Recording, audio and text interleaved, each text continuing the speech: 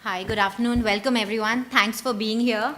We have a set of panelists today. We have a bunch of discussions. In the first session, let me just say in the order of speaking, we'll have Nikhil Pava, Vinod Kotwal, Mr. Tivatia, and Mr. Pramod Kabra, who will get into a discussion about the new regulation that TRAI has come up with on discriminatory pricing and what this means for the internet and the stakeholders involved in the internet.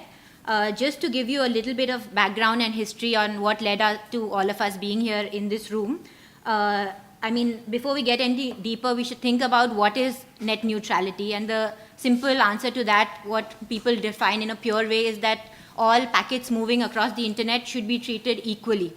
And there are a lot of people who would say, like, is equally the right term? Because is it possible to treat all packets equally? Because, there are certain network management and data management practices which go on at the ISP's end to make sure that, we receive data free from congestion, and therefore there might be some practices happening there. So some would argue that, should the test be that you don't unreasonably and arbitrarily discriminate instead of trying to look for a, equality standard. Another standard which Professor Vishal Mishra from Columbia University has proposed is that we should talk about that ISPs should not give a competitive advantage to other content providers, to anyone offering any applications on the internet, and probably that competitive advantage should be the test instead of trying to find equality in treatment of data packets. So I'd like to get the view of the speaker speaking here today about what is firstly their view on net neutrality before we get deeper into other questions.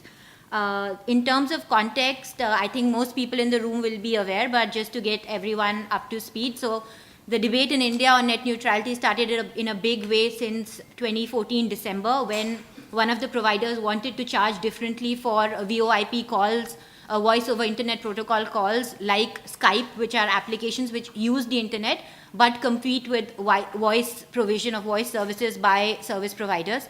So that is the context in which this debate started. This was followed by a consultation paper by TRAI on the over-the-top services.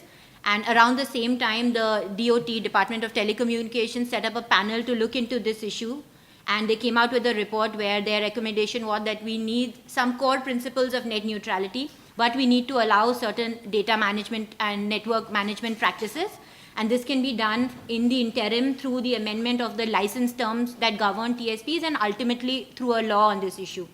So in parallel, we saw developments where Facebook launched its internet.org website, and then later the watered down versions of it, which was free basic.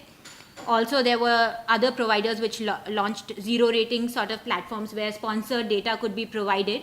And all of these developments led to the second consultation paper on this issue, where TRAI released a consultation paper in December last year, raising the question about how all of this should be regulated, and should we allow differential pricing and differential pricing of data. And they answered this question after an extensive consultation process on 8th February through a regulation which prohibits discriminatory tariff for data services. Now, before I throw the floor open to the speakers, just a few questions that I'll pose. That what does this regulation mean in your view for internet in India, from your personal viewpoint as well as from the perspective of the stakeholders that you represent? Your analysis of TRAI's regulation. Then one of the points in the regulation which has received a fair amount of attention is this concept of closed electronic networks. So I'd be happy to get your views on, now TRAI has illustrated in its explanatory memorandum that what they mean by this is things like intranet, but I'd like to get your views on what you think, what are the kinds of services that might be coming under a closed electronic communication network. And lastly, there is a viewpoint that has come up in some press reports that, by doing this, by blocking zero rating, TRAI has actually slowed down internet access. And that's something specifically we'll be discussing in the next session. But your thoughts on that, are access and neutrality really mutually exclusive? So with that, let's start with you, Nikhil.